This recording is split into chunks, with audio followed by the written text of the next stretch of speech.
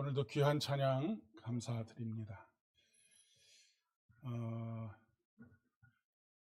기도해 주시고 또 염려해 주신 덕분에 아무런 사고 없이 잘 다녀왔습니다. 몸이 쉼을 얻기도 했지만 또 영혼의 충만함으로 하나님께서 발걸음마다 채워주셔서 참 의미 있는 발걸음, 의미 있는 쉼의 시간들이 될 수 있었습니다. 계속해서 또 기도해 주셔서 더욱 충만하게 우리 장로님 기도해 주신 것처럼 더 충만하게 앞으로 또 10년을 잘 달려갈 수 있도록 해 주시면 감사하겠습니다. 특별히 제가 파리에서 주일을 맞이해서 파리 장로교회, 선한 장로교회에 가서 예배를 드린 일이 있었는데 찬양대의 찬양이 거기는 거의 대부분 음악을 전공하러 온 사람들이 주로 찬양대를 해서 찬양을 들었는데 오늘 우리 찬양대의 찬양보다 조금 못하더라고요. 뭐 그냥 객관적인 실력으로는 그것이 훨씬 비교할 수 없이 뛰어났겠지만 제 마음속에 들려오는 믿음의 고백, 왜냐하면 오늘 우리 호산나 찬양대의 찬양은 제가 이분들의 삶을 알고 이분들의 믿음의 고백을 알고 있지 않습니까? 그러니까 그 믿음의 고백을 알고 듣는 찬양과 전혀 연관 없이 듣는 찬양은 테크닉이나 여러 가지 면에서는 그쪽이 뛰어날 수 있을지 몰라도 은혜가 되는 부분에 있어서는 우리 호산나 찬양대의 찬양이 훨씬 더 은혜가 되는 것을 고백하지 않을 수가 없습니다. 특별히 오늘 광고 시간에 우리 인사를 했어야 되는데 아기가 갑자기 어디로 갔죠? 우리 강철원 장로님, 신선래 권사님, 우리 따님 또 사위님, 그리고 손녀 따님, 특별히 우리 강철원 장로님 가정에 경사 가족은 있습니다. 좋은 집으로 이사 가셔서 얼굴에 그냥 미소가 떠나지 않게 그렇게 지내고 계신데 그 일도 참 감사하고 오늘 또 함께 예배 드릴 수 있게 된 것도 참 감사를 드립니다. 어저께가 그 설날이었죠. 우리가 어제 오늘 계속해서 나누는 인사가 새해 복 많이 받으세요 라고 하는 인사입니다. 이렇게 늘 인사하지만 그리고 덕담으로 이렇게 새해 복 많이 받으세요라고 그렇게 말을 건네지만 그 덕담들이 어떻게 보면 마치 요행을 바라는 것처럼 그렇게 되지 않을 가능성이 훨씬 더 많지만 그렇게 됐으면 좋겠다라고 하는 말로 그렇게 들려지곤 합니다. 마치 로또가 맞는 것과 같이 올 1년 한 해 살아가면서 그런 일들이 조금 벌어지면 좋겠다라고 하는 그런 염원을 담아서 건네는 인사가 아닐까 싶습니다. 그런데 여러분 어떻게 해야 복을 받는지에 대해서 가르쳐 줄 수 있다고 한다면 그것은 훨씬 더 명확하게 복된 삶을 살아갈 수 있도록 하는 그런 귀한 덕담 아닌 덕담이 되겠죠. 혹시 우리의 삶이 복된 삶을 어떻게 해야 살 수 있는지를 알고 계십니까? 만약에 그것을 알고 계시고 그것을 삶으로 살아간다고 한다면 그 매해마다 새해에 던지는 이 덕담이 우리의 구체적인 삶의 현실이 될 것이다 라고 하는 것입니다. 성경은 하늘의 복으로 가득 차 있는 책입니다. 인간의 모든 희노애락을 담고 있는 시편 150편의 말씀, 이 말씀을 가장 농축적으로 축약해 놓은 시편이 시편 1편입니다. 시편 1편은 어떻게 보면 시편 150편의 겉표지와 같다라고 그렇게 이야기할 수 있습니다. 그런데 이 시편 150편의 겉표지와 같은 시편 1편이 어떤 말씀으로 시작하고 있느냐면 복 있는 사람은 이라는 말씀으로 시작을 하고 있다라고 하는 것이죠. 그리고 복 있는 사람은 2절의 말씀에 보면 여호와의 말씀을 즐거워하고 그 말씀을 주야로 묵상하는 사람. 그러니까 복 있는 삶을 살아가는 구체적인 그 방법에 대해서 가르쳐 주고 있습니다. 그냥 단순히 너는 복 있는 사람이다, 네가 복을 받았으면 좋겠다라고 그렇게 덕담을 던지는 것이 아니라 구체적으로 어떻게 복 있는 사람으로서의 삶을 살고 누릴 수 있는지에 대해서 명확하게 가르쳐 주고 있는 책이 바로 성경이다라고 하는 것을 말씀하고 있는 것입니다. 그런데 어떻게 해야 복 있는 삶을 살 수 있는지를 모르는 분들이 꽤나 많고요. 알고 있다고 해도 그 말씀대로 살지 않아서 복 있는 삶을 누리지 못하는 사람들이 태반인 것을 우리는 우리의 삶의 현장에서 목격을 하게 됩니다.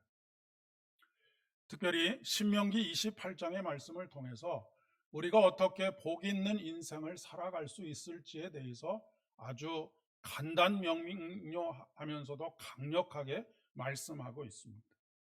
내가 내 하나님 여호와의 말씀을 삼가 듣고 내가 오늘 내게 명령하는 그 모든 명령을 지켜 행하면 내 하나님 여호와께서 너를 세계 모든 민족 위에 뛰어나게 하리라 라고 말씀하고 있습니다.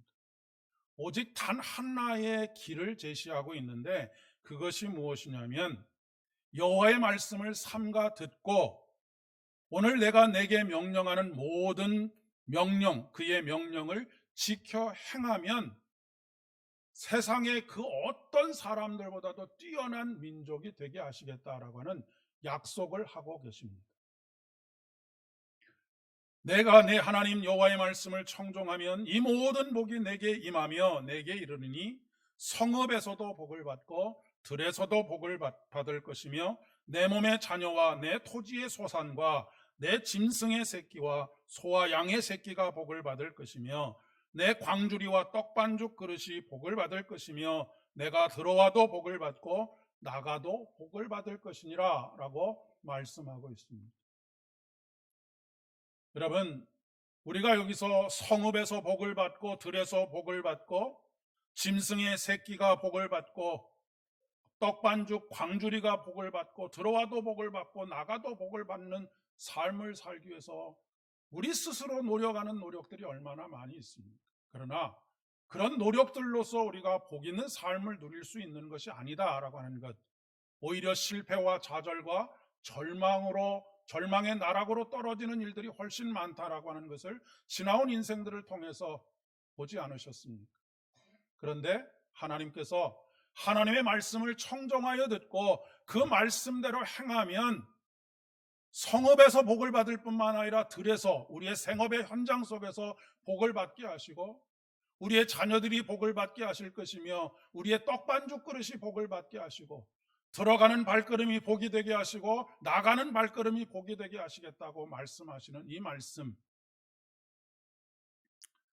그런데 참 안타깝게도 우리 인간의 역사는 순종의 역사이기보다는 듣고 말씀대로 순종하는 역사이기보다는 불순종하는 역사라고 하는 것을 성경은 처음부터 끝까지 계속해서 우리에게 고발하고 있고 경고하고 있음을 보게 됩니다. 마치 청개구리와 같이 엄마가 하는 모든 일들에 다 반대로만 하는, 그리고 결국 어머니가 물에 떠내려가고 난 다음에야 비로소 깨닫게 되는 그런 어리석음이 우리에게 있다라고 하는 것을 이야기해 주고 있죠. 설교를 통해서 조금은 그 표현이 적절하지는 못한 표현이지만 꼭 똥인지 된장인지 찍어 먹어봐야 아는 사람들처럼 그 길이 정확하게 이 길은 멸망의 길이고 이 길은 생명의 길인 것을 눈으로 보아도 알 수 있음에도 불구하고 생명의 길을 선택하지 못하고 늘 멸망의 길을 선택하고 낙심과 절망에 이르는 길만을 선택하는 불순종의 역사들을 성경은 낱낱이 우리에게 이야기해주고 있는 것이죠. 창세기 1장 27절로 28절의 말씀에 보면 하나님께서 자기 형상 곧 하나님의 형상대로 사람을 창조하시되 남자와 여자를 창조하셨고 그들에게 복을 주시며라고 말씀하고 있습니다. 하나님께서는 우리에게 복을 주셨을 뿐만 아니라 그 복을 누리면서 날마다 살기를 원하셨습니다. 어떻게 했을 때요? 하나님께 순종했을 때입니다. 그래서 하나님께서는 모든 것들을 다 우리에게 선물로 주셨습니다. 그러나 우리와 하나님의 관계가 어떤 관계인지를 확인할 수 있는 오직 하나, 선악을 알게 하는 나무의 열매는 먹지 말라고 경고하셨고, 그것을 먹게 될 때, 불순종하게 될 때 너희들은 반드시 죽게 될 것이다 라고 경고하셨던 것이죠. 그런데 그럼에도 불구하고, 모든 것을 다 주셨음에도 불구하고 오직 주시지 않은 한 가지에 더 많은 결핍을 느끼고 하나님의 명령에 불순종하게 되었던 사람이 바로 아담과 하와였던 것이죠. 사실 우리가 하나님 앞에 불평과 불만을 토로하고 하나님의 말씀에 불순종하게 되는 이유는 우리의 삶의 결핍을 경험하게 될 때입니다. 어떤 때 결핍을 경험하게 되느냐면, 수많은 것들이 내게 주어졌음에도 불구하고 주어지지 않은 극히 소수의 한 가지, 두 가지, 세 가지 이런 것들에 대해서 몰두하게 될 때 그렇게 되는 것이죠. 여러분, 하나님께서 아담과 하와에게 주신 것은 선악을 알게 하는 나무의 열매를 따먹는 것 이외에는 모든 것을 다 허락하셨습니다. 그런데 우리는 이것을 망각하고 살지요.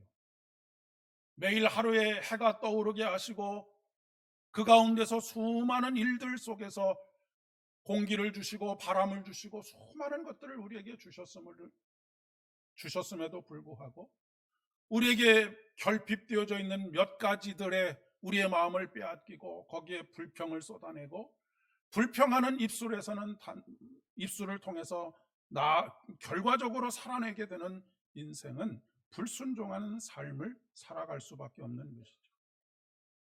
결국 인간은 복이 있는 사람이 아니고 저주와 멸망을 당하는 사람이 되고 말았습니다. 그리고 그 이후의 인간의 역사는 불순종의 역사인 것이죠. 창세기로부터 시작되어진 불순종의 역사가 끊임없는 인간의 역사 속에서 계속해서 불순종의 삶을 살아가게 되었던 인간의 모습입니다. 그러나 이 불순종의 역사 속에서도 하나님의 말씀에 순종하고 그로 인해서 하나님께서 이루고자 하시는 계획들을 이루었고 하나님께서 그에게 능력을 베푸시고 그로 하여금 승리하는 인생을 살게 하신 그런 인생을 살아간 사람들이 있었습니다. 오늘 구약의 본문인 열왕기하의 말씀에 보면 엘리야가 어떤 사람인지에 대해서 우리에게 아주 정확하게 잘 알려주는 표현이 있습니다. 이 엘리야는 우리는 통상적으로 바알과 아세라 선지자 850명과 싸워서 갈멜산에서 승리한 능력의 선지자라고 그렇게 알고 있지만, 물론 그 사건이 일어나기도 했지만 그 사건이 어디로부터 출발했는지에 대해서는 그렇게 잘 알지 못하는 것이 아닌가 싶습니다. 엘리야 선지자야말로 순종의 사람이었다라고 하는 것을 오늘 말씀 속에서 우리는 발견할 수 있습니다. 여러분, 구약에는 수많은 선지자가 있습니다. 그런데 그 선지자들 중에 선지자인 사람이 바로 엘리야입니다. 무엇을 통해서 우리가 알 수 있느냐면 오늘 변화산 사건에서 예수님과 함께 그곳에 있는 두 분이 있죠. 한 분은 모세이고 한 분은 엘리야입니다. 이 두 분이 이 변화산에 등장하게 되는 이유가 무엇이냐면 모세는 율법의 대표자로서 그 자리에 있는 것이죠. 모세 율법, 즉 하나님의 말씀을 이스라엘 백성들에게 전하여 준 사람으로서 그 자리에 있는 것입니다. 그리고 엘리야는 구약에 있는 모든 예언자를 대표하는 사람으로서 그 자리에 있는 것이죠. 예언자는 어떤 사람을 예언자라고 하는 것입니까? 예언자는 대언자라고 합니다. 대언자라고 하는 것은 자기의 말을 하는 사람이 아니고 하나님의 말씀을 전하는 사람을 예언자요 대언자라고 그렇게 말하는 것이죠. 그러니까 하나님의 말씀을 대언하기 위해서는 먼저 무엇이 선행되어야 하겠습니까? 하나님의 말씀을 잘 청종하는 일, 잘 듣는 일이 선행되어야 하겠지요. 하나님의 말씀을 듣지 못하면 자기 말을 전하게 되어져 있습니다. 설교도 마찬가지입니다. 하나님께서 말씀해 주시는 말씀을 듣지 못하면 사람의 말을 하게 됩니다. 수많은 학식들을 끌어오고 이론을 끌어오고 윤리적인 이야기들을 하고 이런 이야기들로 가득 채우는 설교가 있을 수 있는 것이죠. 그러나 하나님께서 말씀하시는 것에 귀 기울여 듣고 하나님께서 말씀하신 그 말씀을 내 것으로 받은 이후에 그것을 전하는 것이야말로 하나님의 말씀을 신실하게 전하는 종의 모습이라고 그렇게 이야기할 수 있지 않겠습니까? 바알과 아세라 선지자 850명과 대적하여서 통쾌한 승리를 이룰 수 있는 것은 그 자신이 무슨 대단한 능력을 가지고 있는 사람이기 때문이 아니고 하나님께서 하라고 하시는 대로 하는 순종의 삶을 살았기 때문에 어마어마한 승리를 그의 인생 가운데서 경험할 수 있었다라고 하는 것을 이야기해 주고 있는 것입니다. 하나님께서 엘리야를 하늘로 올리고자 하셨다라고 하는 말씀으로 오늘 본문이 시작하고 있습니다. 이 엘리야의 수제자인 엘리사가 스승을 계속해서 따라가지요. 엘리야는 하나님께서 자기를 하늘로 올리시기를 작정하셨다라고 하는 것을 깨닫고 엘리사에게 더 이상 따라오지 말 것을 요청합니다. 그러나 엘리사는 한사코 스승의 곁을 떠나지를 않기를 원하지요. 그리고 엘리야는 이 엘리사와 더불어서 몇몇 장소들을 방문하게 됩니다. 그런데 여기서 굉장히 중요한 표현이 한 가지 있습니다. 아주 독특한 표현인데 오늘 말씀의 핵심이라고도 이야기할 수가 있겠습니다. 몇 번에 걸쳐서 반복되는 표현이 무엇이냐면 여호와께서 나를 어디로 보내셨느니라 라고 하는 표현이 계속해서 반복되고 있습니다. 2절의 말씀에 보면 여호와께서 나를 베델로 보내시느니라 라고 기록하고 있고 4절의 말씀에 보면 여호와께서 나를 여리고로 보내시느니라 라고 말씀하고 있고 6절의 말씀에 보면 여호와께서 나를 요단으로 보내시느니라 라고 그렇게 말씀하고 있는 것을 보게 됩니다. 여기서 언급되어지는 처음 출발인 길갈로부터 베델 그리고 여리고 그리고 요단, 이곳은 엘리야가 살아 생전에 날마다 수십 번도 가고 수백 번도 가고 조금 과장하면 수천 번도 갔던 눈 감고도 갈 수 있는 매일매일의 그의 사역의 현장들입니다. 그런데 여기서 중요한 것은 매일매일 살아가는 그 삶의 현장들을 그냥 어제도 갔으니 오늘도 가는 것이 아니고 여호와께서 오늘도 나를 이곳으로 보내신다라고 하는 하늘의 음성을 듣고 그곳으로 가고 있다라고 하는 것입니다. 엘리야는 그의 모든 인생길에서 여호와의 음성에 귀를 기울이시고 멈추라고 하는 곳에 멈추었고 가라고 하는 곳에 갔던 인생이었던 것을 우리에게 보여주고 있는 것이죠. 그렇기 때문에 그의 발걸음은 항상 복된 발걸음이었고 그의 발걸음은 항상 승리할 수 있는 발걸음이었고 그의 발걸음은 능력의 발걸음이 되었던 것입니다. 저와 여러분의 인생이 이런 발걸음 되어질 수 있기를 진심으로 축복합니다. 여러분, 우리들도 우리의 일상이라고 하는 것이 큰 변화가 있는 것이 아닙니다. 일어나서 집에서 사람을 만나러 가기도 하고 직장에 출근하기도 하고 들에 나가서 일을 하기도 하고 여러 가지 우리가 하는 일들이라고 하는 것이 참 단순하지 않습니까? 눈 감고도 할 수 있는 일입니다. 굳이 하나님의 말씀 음성을 듣지 않아도 할 수 있다고 생각할 수 있는 일들, 참 단순한 일들로 우리 일과를 채우면서 살아가고 있습니다. 그러나 그렇게 살아가는 인생과 매일매일 하나님께서 들려주시는 음성과 그분의 계획 속에서 우리의 발걸음을 옮기는 사람의 인생은 전혀 다른 인생을 살 수밖에 없다라고 하는 것을 말씀해주고 있는 것이지.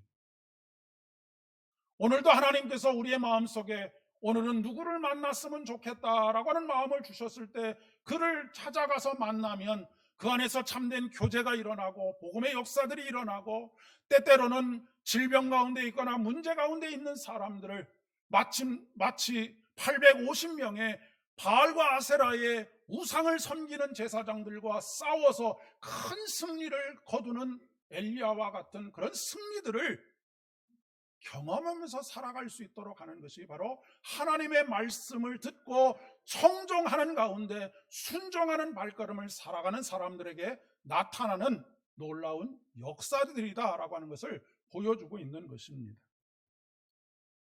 오늘 엘리사도 엘리야에게 갑절의 영감을 구하고 있지 않습니까? 갑절의 영감이라고 하는 것은 어떤 것을 말하는 것일까요? 물론 갑절의 영감이라는 것은 2배의 능력을 구하는 것이다 라고 이야기할 수도 있겠지만, 여기서 말하는 갑절의 영감은 제가 묵상하면서 깨닫게 된 것은 바로 들음과 순종을 자신의 스승인 엘리야보다 갑절이나 더 할 수 있도록 해달라고 하는 그런 요구가 아닐까라고 그렇게 생각이 되어집니다. 엘리사는 자신의 스승인 엘리야의 삶을 보면서 나는 하나님의 음성에 당신보다 2배나 갑절이나 더 하나님의 음성에 그 음성을 듣기에 귀 기울이는 그런 사람이 될 수 있기를 원합니다. 그리고 2배로 더 순종하는 발걸음이 되기를 원합니다 라고 하는 그런 믿음의 고백이 아닐까 싶습니다. 여러분, 솔로몬을 잘 아시죠? 솔로몬은 세상의 모든 사람들의 지혜보다 뛰어난 지혜를 가지고 있었던 사람이라고 우리는 알고 있습니다. 그런데 솔로몬이 왕이 되기 전에 하나님께 구했던 이 지혜를 개역 개정 성경에서는 듣는 마음을 주십시오라고 하는 그런 번역을 하고 있습니다. 듣는 마음이라고 하는 것은 곧 분별할 줄 아는 마음을 주십시오라고 하는 그런 뜻이기도 합니다. 무엇이 하나님의 뜻인지, 무엇이 생명의 길인지, 무엇이 하나님의 뜻이 아닌지, 무엇이 멸망의 길인지를 분별할 줄 아는 그런 마음을 달라라고 하는 것이고, 그것이 참된 지혜라고 하는 것이죠.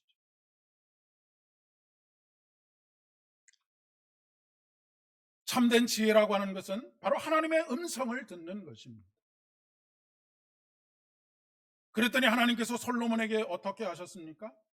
솔로몬이 이것을 구하며 그 말씀이 그 주의 마음에 든지라. 이에 하나님이 그에게 이르시되 내가 이것을 구하도다. 자기를 위하여 장수하기를 구하지 아니하며 부도 구하지 아니하며 자기 원수의 생명을 멸하기도 구하지 아니하고 오직 송사를 듣고 내가 내 말대로 하여 내가 지혜롭고 총명한 마음을 주노니 내 앞에도 너와 같은 자가 없거니와 내 뒤에도 너와 같은 자가 일어남이 없으리라. 또한 내가 구하지 아니한 부귀와 영화도 내게 주노니 내 평생의 왕들 중에 너와 같은 자가 없을 것이다 라고 말씀하고 있습니다. 특별히 하나님께서 계획하시지 않은 부와 명예를 그리고 영광을 솔로몬에게 주신 것이 아니라 듣는 마음을 주시니까, 듣는 마음을 구하니까 듣는 마음을 가지고 하나님의 음성을 듣고 그 말씀에 청종하여 순종해서 살아가는 그 삶의 길이 하나님께서 이루시는 선한 길, 아름다운 길, 승리의 길을 살아갔다라고 하는 것을 말하고 있는 것이죠. 그러나 그 솔로몬조차도 점점 마치 우리의 발 뒤꿈치에 각질이 생기는 것처럼 자꾸 하나님의 말씀, 음성을 듣는 일에 게을러지고 둔감해지게 되었을 때 결국 그의 인생 말년에 가서는 헛되고 헛되니 모든 것이 헛되다라고 고백할 수밖에 없는 허탄한 심정이 되고 말았다라고 하는 것입니다. 여러분, 우리가 생명으로 충만한 삶을 살아가는 것, 그리고 그렇지 못한 것의 차이는 오직 단 한 가지입니다. 듣는 마음을 구하고 하나님의 말씀에 청종하고 순종하는 삶을 살게 되면 충만한 은혜가 임하는 마음에 감사와 기쁨이 넘치는 삶을 살게 되지만 하나님의 은혜를 잊어버리고 듣는 마음에 둔감하여질 때 인생을 마감하면서 인생의 허탄함과 인생의 공허함과 인생의 헛됨을 토로할 수밖에 없는 그런 인생으로 전락하게 된다라고 하는 것을 말씀하고 있는 것이죠. 말씀에 순종하는 삶이 이렇게 위대한 삶인 것을 성경은 정확하게 우리에게 보여주고 있음에도 불구하고 어떠한 이유인지 우리는 알 수 없지만 우리 안에 있는 죄의 본성들 때문에 그렇다라고 인정할 수밖에 없는 것이 끊임없이 불순종의 삶을 살아가는 어리석음이 우리 안에 있게 됩니다. 들으려고 하지 않고 자기 주장만 내세우려고 하는 것이죠. 우리가 기도할 때에도 꼭 필요한 것이 우리가 기도한 것 2배 이상으로 하나님의 음성을 듣고자 하는 것입니다. 많이 말하는 것도 중요하지만 우리의 소원을 간절하게 아뢰는 것도 중요하지만 하나님의 음성에 귀 기울이고 그분이 우리에게 무엇을 원하시는지를 깨달아 알고 그것을 순종하는 삶을 살게 될 때 하나님께서 우리가 구하지 못하는 것까지도 구하지 않은 것까지도 충만하게 채워주시는 은혜가 있다라고 하는 것을 말씀하고 있는 것이죠. 우리 옛말에 어른의 말을 잘 들으면 자다가도 떡이 생긴다라고 하는 말이 있었습니다. 여기서 어른이라고 하는 것은 지혜로운 말씀을 하는 분을 이야기하는 것이겠죠. 그런데 자다가도 떡이 생기는다라고 하는 표현은 우리가 보통 떡을 얻기 위해서는 땀을 흘려야 합니다. 쌀 한 톨을 얻기 위해서 88번 고개를 숙였다가 일어났다, 허리를 폈다가 세웠다가를 해야 한다라고 그렇게 표현하는 것처럼 우리가 떡을 얻기 위해서는 그 많은 수고들을 해야 하는데 지혜로운 말씀을 잘 듣고 그것에 순종하면 아무런 수고하지도 않는 자다가도 떡이 생기는 일들이 벌어진다라고 하는 것이 바로 신앙의 원리이기도 합니다. 그런데 마음은 원이로되 육신이 약하도다라고 말씀하시는 예수님의 말씀처럼 깨어있으라 라고 하시는 예수님의 말씀에 깨어있지 못하고 잠들어 있던 영혼들, 그들이 예수님의 제자들 아닙니까? 사실 순종의 삶을 산다는 것은 굉장히 쉽지 않은 일입니다.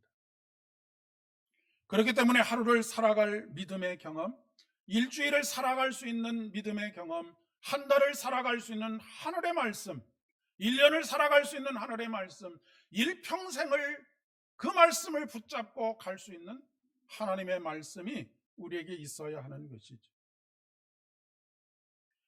여러분, 가냘픈 대나무가 5m, 6m 혹은 10m까지 쭉쭉 뻗어 올라갈 수 있는 이유는 무엇이냐면 여러분이 잘 아시는 것처럼 매듭이 있기 때문입니다.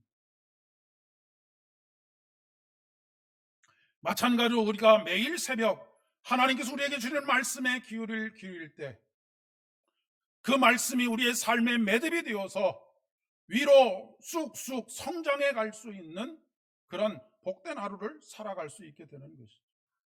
매주일 주시는 말씀을 우리의 마음의 매듭으로 삼아서 우리가 우리의 믿음의 길을 경주해서 달려갈 수 있는 것입니다.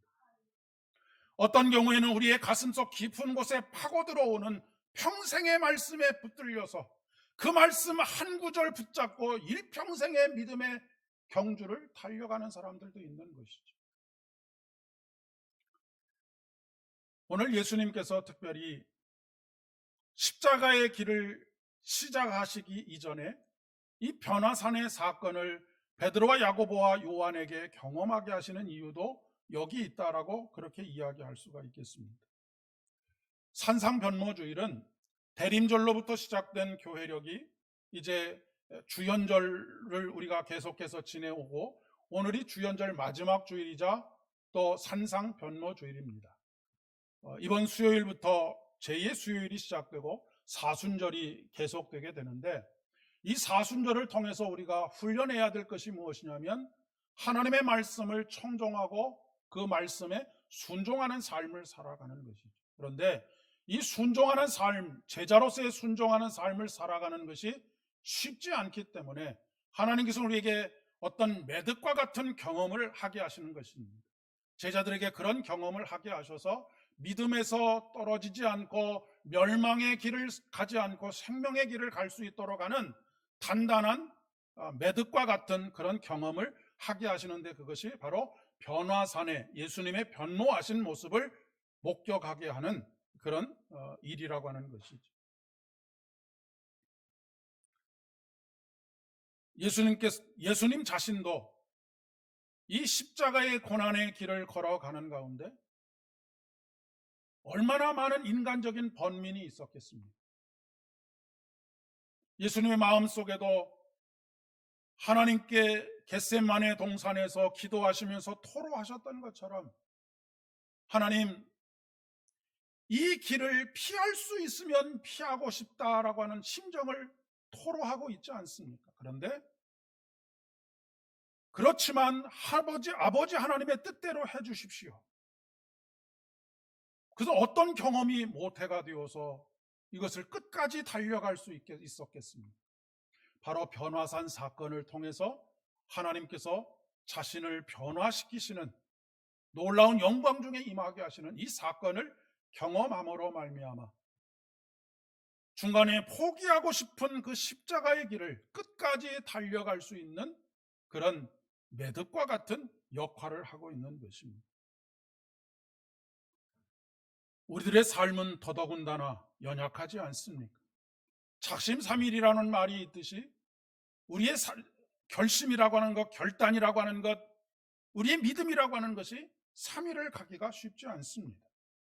그 3일을 가는 과정 속에서도 넘어지고 깨어지고 무릎을 꿇는 일들이 얼마나 많이 있습니까?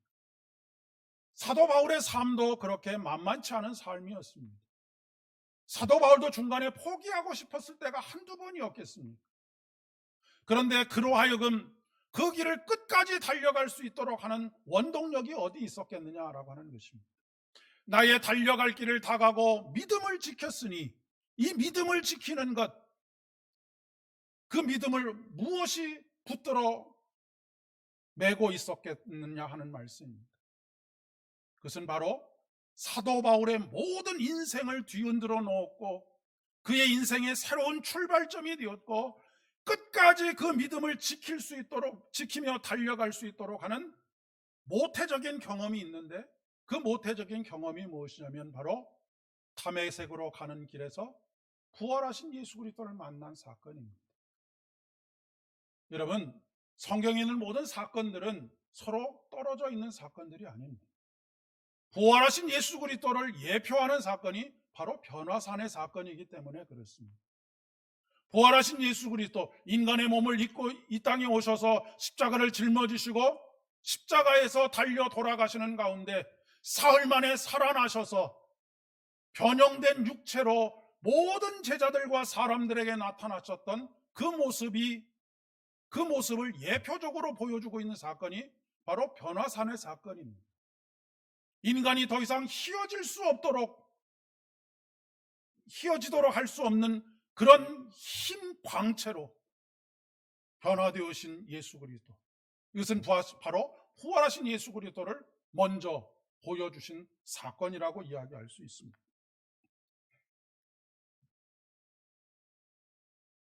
제자들도 수많은 넘어짐과 깨어짐 속에서 그들이 끝까지 그 길 위에 있었고 그 길을 순종으로 걸어갈 수 있었던 가장 강력한 힘이 되었던 것이죠. 여러분, 초대교회 성도들, 사실 우리와 비교해서 하나도 나을 것이 없는 사람들입니다. 그들은 권력을 가지고 있는 사람들도 아니었고 부와 명예를 쥐고 있는 사람들도 아니었습니다. 그러나 그들이 죽음을 두려워하지 않고 사자에게 던져져 밥이 되는 것에도 두려워하지 않고 오히려 그들의 얼굴에 광채가 나고 그들이 그 죽음을 기쁨으로 받아들일 수 있는 이유가 어디 있었다고 생각하십니까? 바로 부활하신 예수 그리스도를 만난 것에 있었습니다. 그것이 그들의 삶의 매듭이 되었고 그들의 신앙이 위로 쭉쭉 뻗어 올라갈 수 있도록 하는 그런 매듭의 역할을 감당했던 것이죠. 그렇기 때문에 초대교회 공동체는 부활 공동체입니다. 부활이 그들의 삶의 근간이 되었던 것이죠.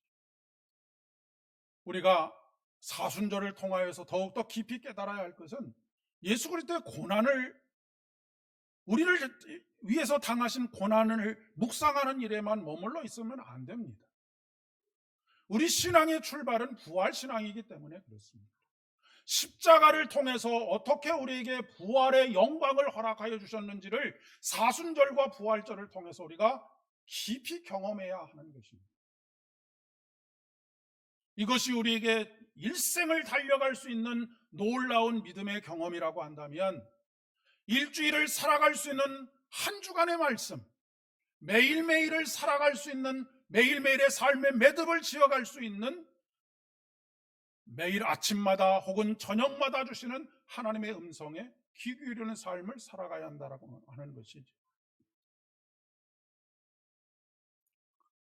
지금 이런 경험을 하게 하신 이후에 하나님께서는 하늘로부터 베드로와 야고보와 요한에게 이렇게 명령하십니다. 그의 말씀을 들으라 라고 말씀하고 계십니다. 만약에 이 변화산 사건을 경험하지 못했다고 한다면 이후에 넘어지고 쓰러지는 과정, 그 과정 속에서 베드로와 야고보와 요한은 다시 일어나지 못했을 수도 있습니다. 그러나 이 경험이, 또 부활의 경험이 그들의 삶의 중요한 원동력이 되어서 실패 속에서 다시 일어나고, 좌절 속에서 다시 일어나고, 절망 속에서 소망을 버리지 않고 끝까지 달려갈 수 있게 했던 것이죠. 사랑하는 여러분, 2024년 한 해에도 우리를 넘어지도록 만드는 일들이 있을 것입니다. 좌절하고 무릎이 깨지도록 만드는 일들도 있을 것입니다. 그러나 우리를 다시 일어나게 하는 힘, 그 힘이 바로 하나님의 말씀이고 능력의 말씀이며, 그 능력의 말씀에 순종하는 삶을 살게 될 때 우리는 어떠한 어려움 속에서도 다시 오뚜기처럼 벌떡 일어날 수 있고 다시 승리의 삶을 살아갈 수 있는, 여러분, 엘리야가 특별한 사람이 아닌 것을 아셔야 합니다. 엘리야는 하나님께서 말씀하신 것을 듣고 순종함으로 말미암아서 850명이나 되는 그 사람들과의 대적에서 승리할 수 있었던 것이지, 그가 특별한 능력을 가지고 있기 때문이 아니라고 하는 것을 꼭 기억하실 수 있기를 바랍니다. 우리들도 마찬가지지요. 우리는 연약한 사람들입니다. 하지만 우리가 하나님의 말씀을 듣고 순종하는 삶을 살게 될 때 850명이 아니라 8,500만 명이라도 우리가 대적하여 하나님의 승리를 우리의 삶으로 이뤄갈 수 있는 것이죠. 그러니 사랑하는 여러분, 날마다 말씀 앞에 서시기를 바랍니다. 그리고 말씀에 귀를 기울이시기를 바랍니다. 그리고 그 말씀에 순종함으로, 능력의 종으로, 분별력을 가진 종으로, 하나님 부어주시는 은혜와 복으로 충만한 삶을 누리는 아름다운 믿음의 제자들의 삶을 살아갈 수 있기를 축복합니다. 기도하겠습니다. 아버지 하나님, 은혜를 진심으로 감사를 드립니다. 오늘도 주신 말씀 우리의 마음속에 잘 박힌 목과 같이 흔들리지 않는 우리의 삶의 중요한 매듭이 되어질 수 있도록 은혜를 더하여 주옵시고, 베드로와 야고보와 요한이 경험했던 것처럼 우리들도 이 변화산의 경험을 경험할 수 있도록 부활하신 예수 그리스도를 만나는 놀라운 감격과 은혜가 넘쳐나게 하여 주시옵소서. 2024년도 한 해도 온전히 하나님의 말씀을 청종하고 순종함으로 말미암아 하나님께서 우리에게 계획하시고 우리에게 선물로 주시는 복된 삶을 누릴 수 있도록 은혜를 더하여 주시옵소서. 예수님의 이름으로 기도드립니다.